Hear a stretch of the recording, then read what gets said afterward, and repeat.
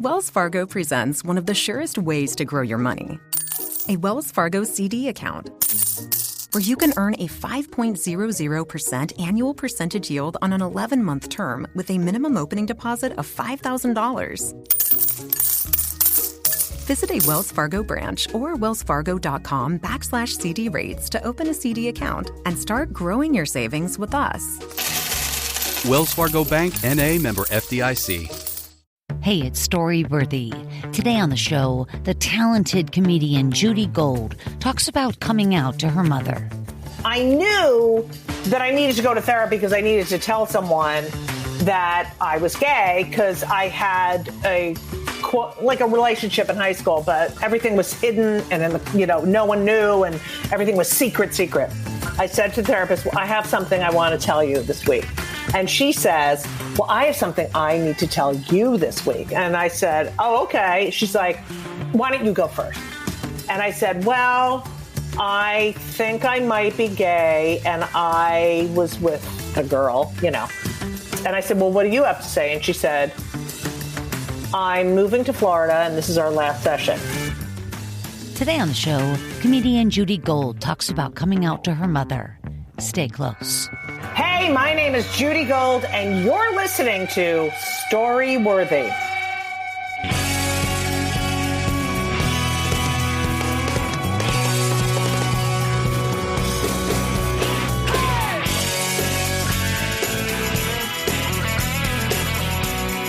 Welcome to Storyworthy. My name is Christine Blackburn, and I'm coming to you from Los Angeles, California. Whether you're a longtime fan of the show of almost 13 years, that's right, the 13-year anniversary is in July, or if you're a brand new listener, welcome to Storyworthy.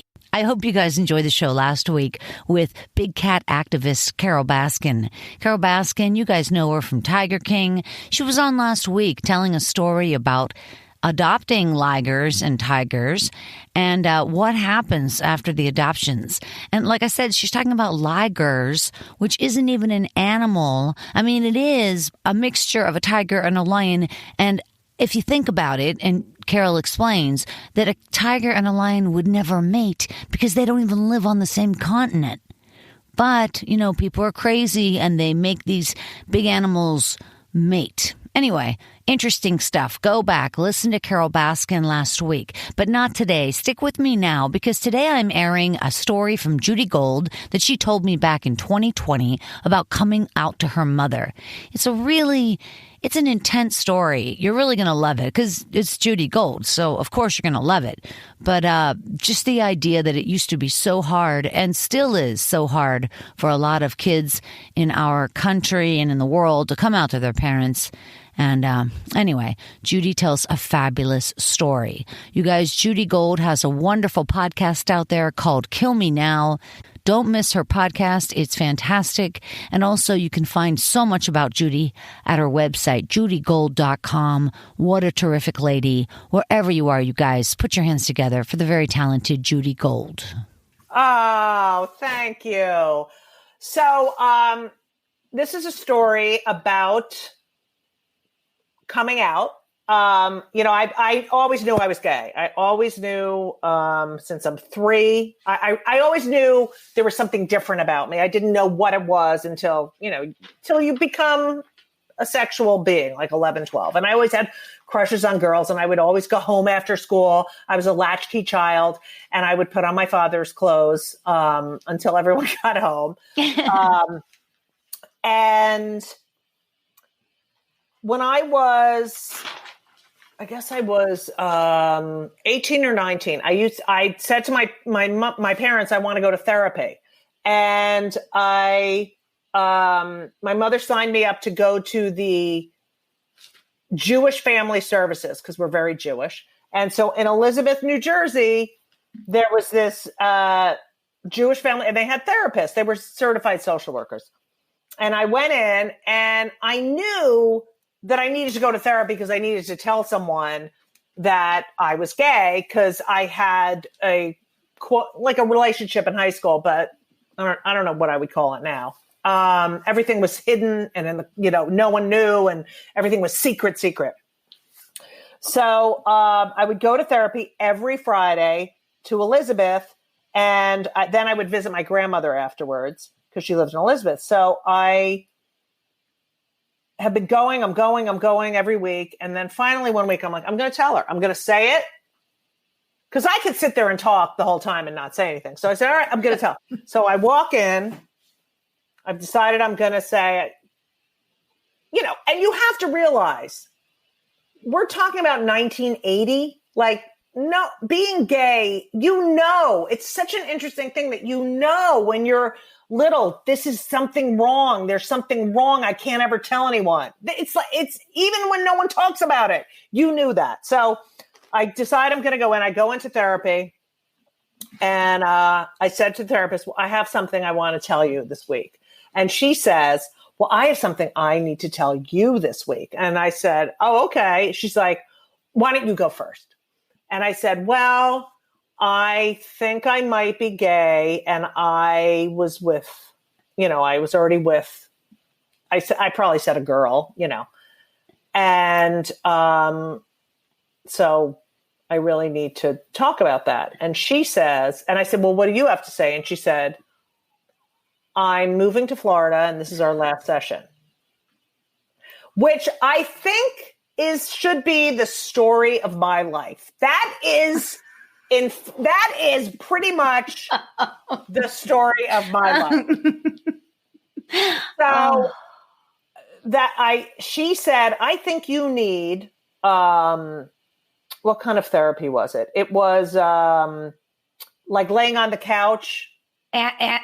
Analysis? Psychoanalysis. She said, you're very smart. And, I don't think you need someone at a higher level. So my mother ends up, now I'm going to this man in his house. Oh. When I think of him, I think of Alfred Hitchcock. And I would go in and I would sit there and lay down, and he would sit in a chair. And then he kept asking me why I cut my hair really short. Like, that was the thing. I'm like, I don't know. I want to cut, because I wasn't going to tell him. I wasn't going to tell him. He wasn't going to win. Fuck you. You're not getting to me. So that was a waste of money. So time goes on. I go to college, between my junior and senior year. We are having this amazing summer, and all of my friends come out. We all came out. We were all like, I'm gay. I'm gay. You're gay? What?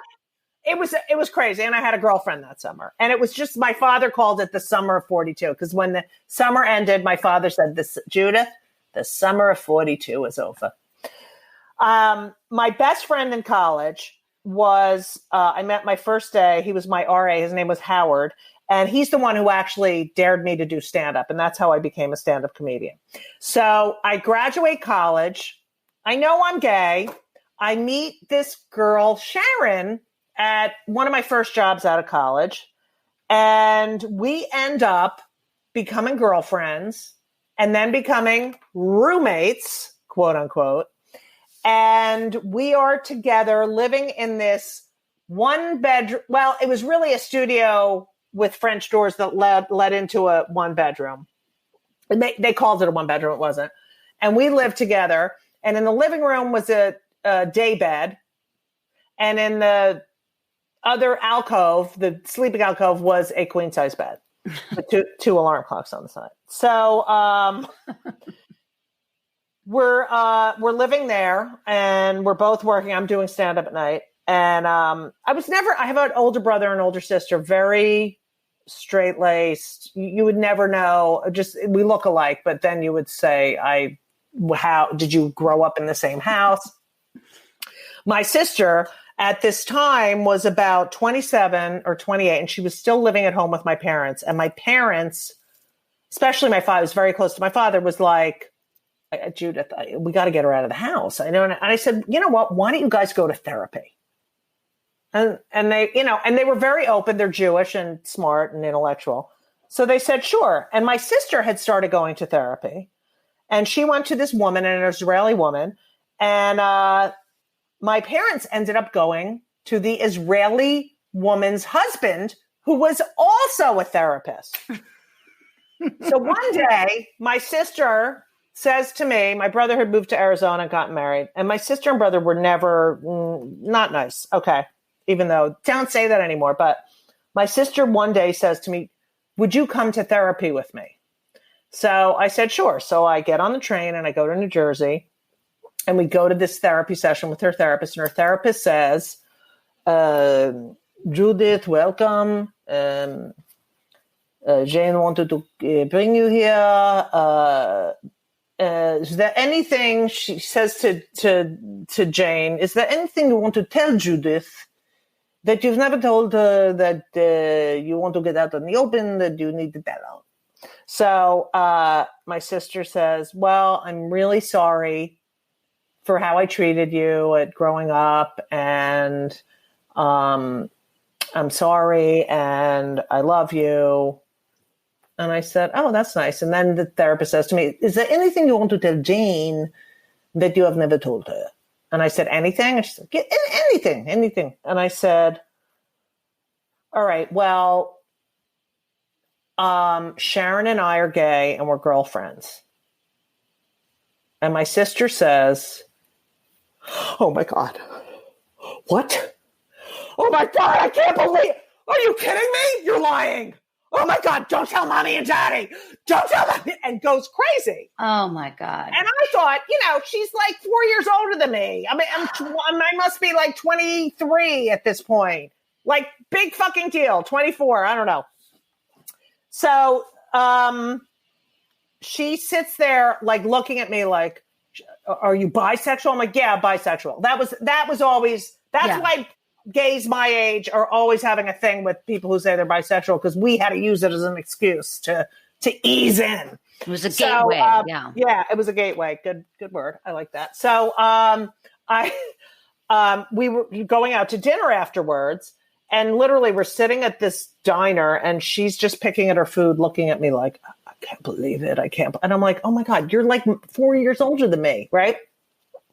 She says to me before I got on the train, listen, I need to, process this, and I can't talk to you or Sharon for a while. I need to mourn. This is what she ended up telling me. I need to mourn the person I thought you were. Okay. Because it's all about her. And I said, okay, fine. So we're not talking. Couple weeks go by. It's 9 a.m. I'm laying in my alcove bed. And I'm a comic, so 9 a.m. is pretty early. And the phone rings, and I answer it, and it's my father. And he's like, "Good, Judith, how you doing?" I said, "I'm good. What are you doing?" "Nothing. So what's new?" "Nothing." "You dating anyone?" I said, "What?" Because we never talk about this. "Oh, just what? You going on dates?" No. So you have a boyfriend?" "No, I don't have a boyfriend." "Dad, what are you talking about?" And he says, "All right, just wondering, do you have a girlfriend?" I'm like, "What? I can't, oh my God, what are you talking about?" It's like, "Oh, you know what, Judith, some parents, they have kids who are, gay or bisexual, and they still love them. And, we never talk about this stuff. And so I just figured I'd ask." And we hang up. So I call my sister. I say, "No, you're not talking to me because you need to mourn who I was. But Daddy just called me and asked me if I was gay. So apparently your therapist told her husband what we talked about in our session. And he brought it up because when I had said to my father, I said, "Wait, why are you bringing this up? We were in therapy, and the therapist, said, 'Did you ever think any of your kids were gay?' And I was like, oh, maybe." So I just want you to know that your therapist was unethical. And my sister's like, "I'll take care of it," which means she's never going to take care of it. So time goes on. We never talk about it again. Eventually, my sister starts talking to me. A couple of years later, my father dies at the pool. He's swimming laps. He gets out of the pool. Thank God he died swimming because he loved to swim. He had a massive heart attack. My mother is then now sort of my best friend, kind of. Like I'm traveling. And she's coming over to stay at the apartment all the time. And she would always come over and she would say, and we had moved to a 2-bedroom. And one bedroom had a queen size bed with an alarm clock on each side. And then the other room had the day bed that we used as a couch in the last apartment. And it always had laundry all over it. No alarm clock. So my mother would come and sleep over with her little Pan Am, like she had her little bag. And she'd walk in, she'd go, I don't want to kick Sharon out of her room, so I'll sleep with you. I'm like, Ma, you're not kicking Sharon out of her room. Hello? It was just always like, we're not going to talk about it. So one time my mother is coming over because I had to get sinus surgery. I did not get a nose job. I couldn't breathe out of one nostril, so I got all this stuff fixed, the deviated septum, and they cleaned up the whole thing. And Sharon was on a business trip somewhere. So my mother's like, I'll come in and take care of you, which consists of me laying on the couch all packed and my mother going, if at some point I get thirsty and I need a glass of water, where would I find a glass? I'm like, Ma, just ask like a normal person. But I'm like, Yeah. So before this happened, Howard, my best friend Howard, got married to Sherry. And Howard's sister, and he lived in LA, and Howard's sister knows I'm home with my mother. Sharon's away. So she and her husband pay a visit. And we're all sitting there. And I'm like, and we're talking. And Heather's husband, Joe, says, sometimes I wish you had married Howard, and kept Sharon on the side. And I'm like, my heart drops. And I'm like, oh, it's raining out, isn't it? What's the weather? They end up leaving. The minute I close the door, it's literally like, okay, see ya. Door closes and I hear, and kept Sharon on the side. I knew it! I knew it! Wow. Why did you lie to your father? And I'm like, I wasn't ready to tell him. This is why I'm depressed. This is why I'm like, Ma, this is not why you're depressed, okay? I'm the happiest one of your children. And that was how I came out to my mother. I didn't really come out. My sister ended up talking to me. My mother never reacted. I mean, that was it. It was like sort of a divine intervention because I didn't have to do it, but she knew. And she never not called me. She never, it was like, I don't want to talk about it, but I feel bad that I never got to tell my father, but he knew. All right, you guys, thank you again for tuning in today to listen to Judy Gold. What an incredible comedian. If you want to learn more about Judy, go to her website, judygold.com. And don't forget to check out my Life in 3 Songs. You guys, I'm working really hard on my Life in 3 Songs. And Patton Oswalt was on recently, and Jamie Kennedy's coming on this week. And I'm really proud of the show. So check out my lifein3songs.com. And of course, check out the social medias as well at my Life in 3 Songs. All right, you guys, again, thank you so much for tuning into Storyworthy. Follow me and get on my mailing list. How about that? I shoot you out a nice little letter / informational funny letter every 2 weeks. It's not a big deal, but you can find that at storyworthypodcast.com. All right, you guys, again, thank you so much for tuning in to Storyworthy. You guys make it all worthwhile for me. I really appreciate each and every listener. And on behalf of the very talented Judy Gold, my name is Christine Blackburn saying, make it a Storyworthy week.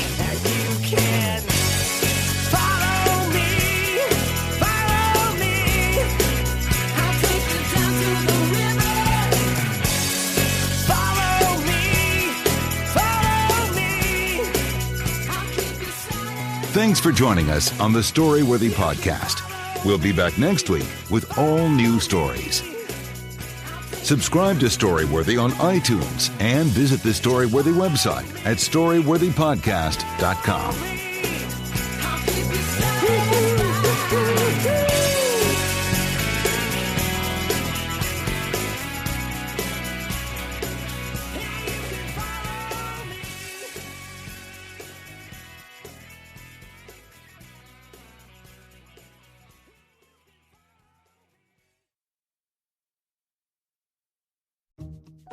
Wells Fargo presents one of the surest ways to grow your money. A Wells Fargo CD account, where you can earn a 5.00% annual percentage yield on an 11-month term with a minimum opening deposit of $5,000. Visit a Wells Fargo branch or wellsfargo.com/CD rates to open a CD account and start growing your savings with us. Wells Fargo Bank, N.A. member FDIC.